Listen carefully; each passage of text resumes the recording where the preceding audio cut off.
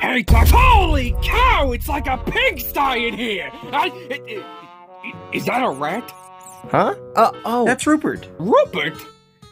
Since when did you buy a pet rat? Oh, I didn't buy him. He just kind of showed up. Jesus Christ, Toxic.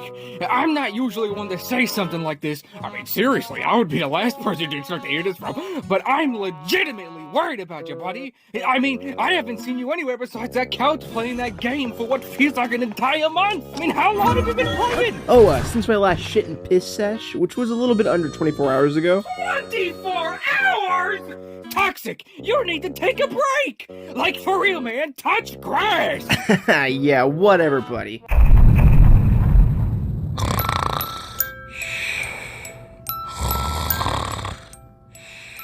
Hey, Toxic Triforce! Hey, Mr. Triangle Man, wake up! How long was I out, sock guy? You're asking the wrong dude. Wait, you're playing Zelda? I love Zelda! You do? Didn't you say like just the other day that you thought Zelda was stupid? I think Zelda is stupid! I don't recall saying that, no. I'm pretty sure you did. Don't think so. Are you okay, sock guy? You seem a bit off. I haven't the faintest idea what you're talking about. Anyways, what did you think of the game? The Legend of Zelda Tears of the Kingdom came out about 3 months ago now, and I've been absolutely having the time of my life. Alright, let's put this over here. Oh, fucking crap. Over here. Get one of these. Boom! What am I doing? When I'm not wasting time torturing Koroks, or messing with the Zonai building mechanic to make penises, I'm exploring this breathtaking yet familiar world and all its many mysteries and secrets. That little feeling you get when this little line of text comes on screen is like nothing I've ever felt in a video game before. And just when you think you've discovered it all, you'll find something new right behind the corner. Wowzers! You took the words right out of my mouth.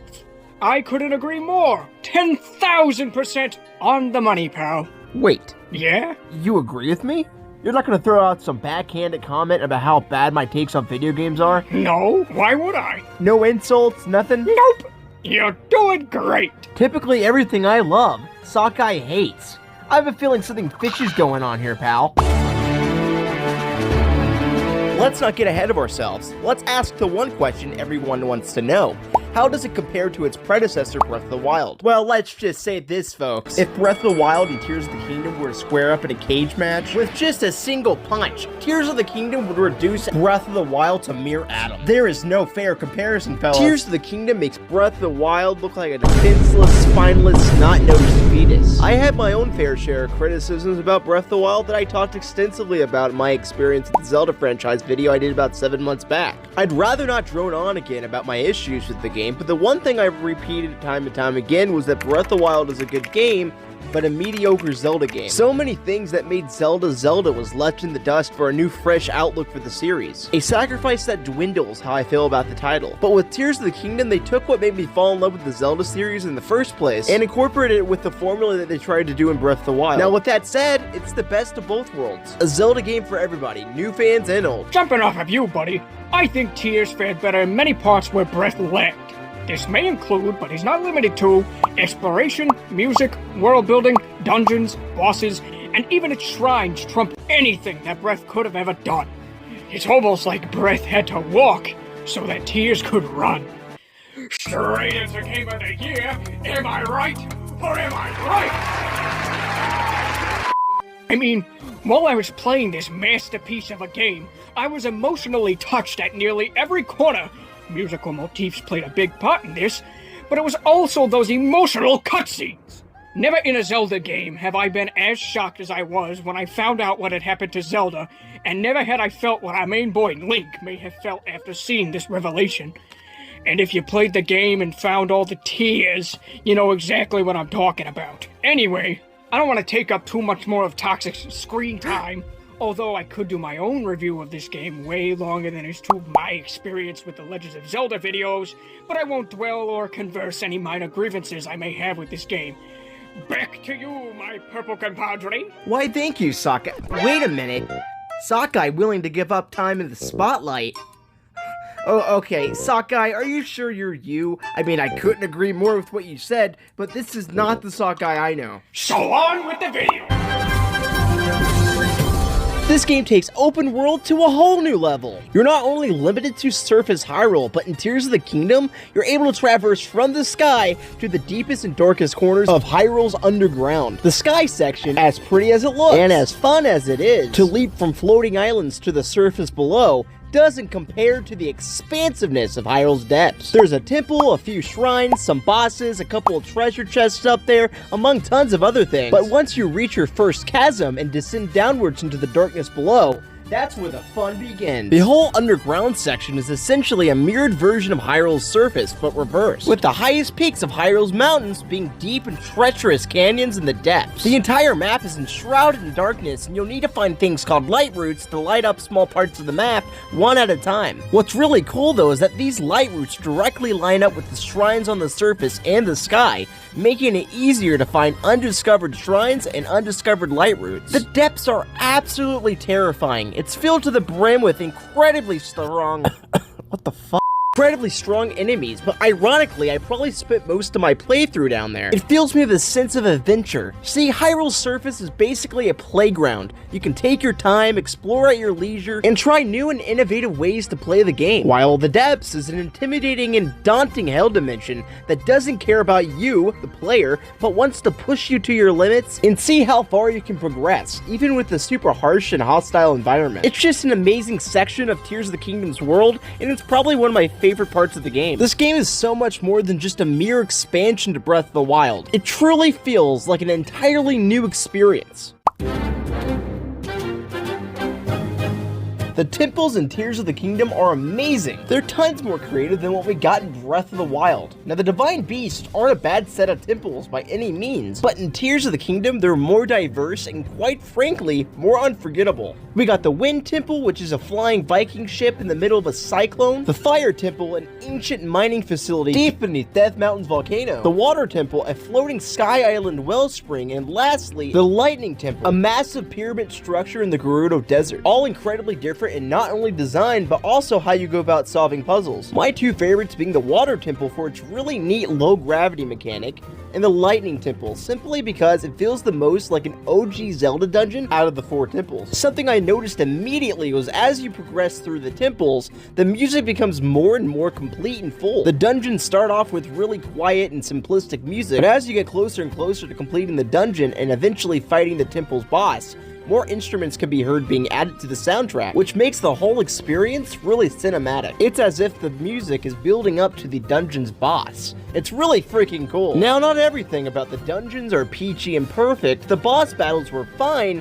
but like in most newer Zelda games, just very easy in general. I think the temples would have benefited from a more difficult boss battle since they were all otherwise pretty short. Or adding a mini-boss would have been great too. Another thing that really annoyed me is that I probably spent the majority of my time in these temples waiting for the respective companion to catch up to me. Alright, let's get down here, let's go.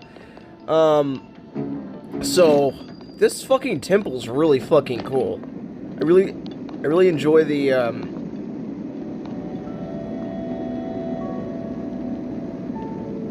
Alright, took you about fucking time. Huh? Who is it? I don't know. It says unknown number. You should always pick up unknown numbers. It's fun. Pick up the fucking phone, you triangle. Hello? Hey, what's up, man? Who is this? It's Dylan. Oh, hey. How'd you get my number? Don't worry about that, man. Okay, so what do you want? Bro. Hey, you still there? With Tears of the Kingdom, they took an already great game with Breath of the Wild, which was, you know, a lot of people's top Zelda game, and made it 10 times better. Anything that they could improve on, fucking blew it out of the water. I do miss having my room bombs. I miss having a bomb with me all the time, no matter fucking what. But boy, let me tell you, the first time I saw that they brought bomb flowers back, I broke zippers on every pair of my clothes. I'm talking, I ruined all my jeans, all my khakis. I was walking around in squishy socks for 6 months, I swear. The shit they did with this fuse mechanic blew me away. I wasn't expecting it to go into this much depth. You know, when you first get into Tears of the Kingdom, you drop and all that's around is sticks and rocks. Start to realize that something's missing, and it's all those badass elemental weapons just gone. At first I was like, dude, what? Took out the bomb runes, and they took out the elemental weapons, which were two of the coolest things because you don't have to fucking run around looking for bombs and shit all the time, but I already mentioned them bomb flowers. But the way that they implemented this and made specific designs depending on what you fuse to a sword changes the aesthetic of the sword. No more elemental weapons. So what are you gonna do? Duct tape a fucking ruby to a stick, boy. There you go. You got a flame sword from Wish. If you need to make it across, you know, like a lava pit or something. You ain't got no hydrants, no Zonai hydrants. Who the fuck stocks up on those? Grab you a sapphire, duct tape that bitch to a pitchfork, and get the it's no big deal. Tired of those bokoblins always blocking you and then countering like they're fucking playing Sekiro? A thing of the past, my brother. Gorilla glue you a toe pad to that shield and just lie in wait. Stealthily. Let them hit you. Boom! Blows all the shit up. And they're stunned for a bit. Just wail on them. Who gives a fuck? Switch to your giant fucking Molduga jawbone and just slap the shit out of them. Another thing they did, one of my favorites to use, is the key swings. You know, you're having trouble. You know, you're running around with your lady, you're just having a little issue, a little ED, if you will. Your arrows just ain't quite getting there, ain't quite getting the job done. Slap a Viagra, aka a key swing onto that bitch, and them bitches zooming. You know what I mean? I totally agree. He just fucking hung up on me. Have you ever been playing The Legend of Zelda and thought to yourself, well, gee, I sure wish there was a big murder robot in this game? Well, you're in fucking luck, motherfucker! Oh, how about a device that's only purpose is to pet dogs? Well, there fucking is, baby! Introducing the dog pattern 9000! How about a truck? Fucking truck! A skateboard? Gnarly! Right out the gate, the game starts us off with an opening cutscene. Link and Zelda are exploring untouched ancient chambers beneath Hyrule Castle, which eventually leads them to an old and mummified Ganondorf. Link loses his arm, but fortunately gains a new arm from Goat Daddy. Sorry, Raru. I know he's a goat, but he's fucking hot, okay? Zelda disappears, chunks of the earth go skyward, yada yada yada. The one thing I like about this game is that it immediately throws you into the plot. Even though it does borrow the memory scavenger hunt I hated so much in Breath of the Wild, this time around it feels different. It feels more rewarding, because as you gather more and more of these dragon tears and finally find the last one, you start to realize, oh my god, holy shit, this fucking dragon that I've been seeing flying around Hyrule this entire game is actually Zelda! Yeah, I know, crazy, right? It was a really emotional experience on my part, okay? I couldn't believe it. It was wild. I may have shed a tear or two, I'm not gonna lie. Look, I'll leave out why she ended up turning into a dragon, but if this game's story is anything, it's heart-wrenching. I mean, Jesus Christ, it tugs at your heartstrings like nobody's business. I'm so glad they decided to make Tears of the Kingdom more narrative-driven, even though certain parts of the game's story might get repetitive. For example, after beating every temple's boss and getting their respective secret stones, a cutscene plays that's almost identical to one another, basically laying out the same exact dialogue verbatim. Link, hold out your hand. Link, hold out your fist. Here, Link, your hand. Link, give me your hand. So it's my mission to fight the Demon King with you? So it's my duty to help you fight? It's my destiny to fight by your side. So it's my destiny to fight by your side.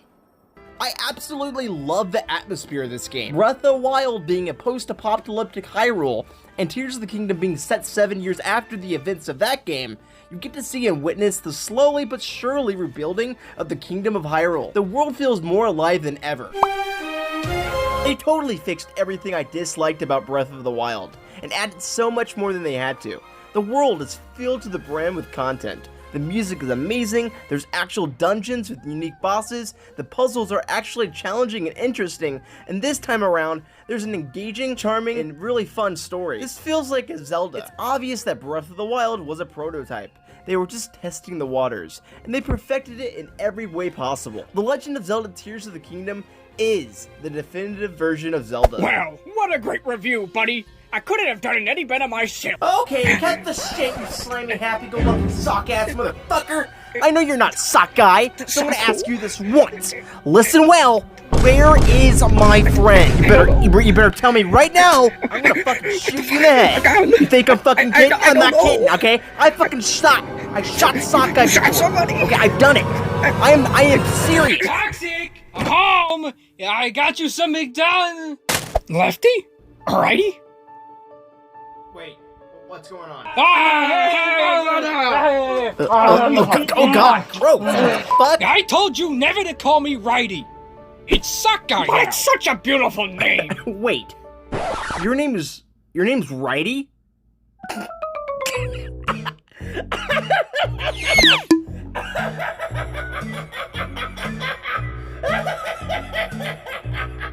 Woo! Wait. What, wait, whoa, oh no. Oh god, one sockeye is more than enough to handle. No, I have to put up with two? Toxic. This is my brother. And I wouldn't worry too much about it, though. He's only visiting. Oh, that definitely makes more sense. Wait, then why were you guys just sucking face? It's sock tradition. Wait, sockeye, then how come you and the talking sock didn't kiss? Well, duh, because it's a family tradition. I mean, if I kissed a talking sock, that would be gay. Have some respect. Also, come on, man. We don't even look alike. I mean, for God's sakes, man. He has buttons for eyes. Huh. Yeah, I still can't tell a difference. Oh, so you're saying all socks look the same, huh? I didn't know your friend was a racist. No, As much as I hate you, it's been too long, Lefty. Indeed it has, brother. Indeed it has. Come on, let's go grab a bite. We have a lot to catch up on. Can we get some ice cream afterwards? Oh, is that even a question?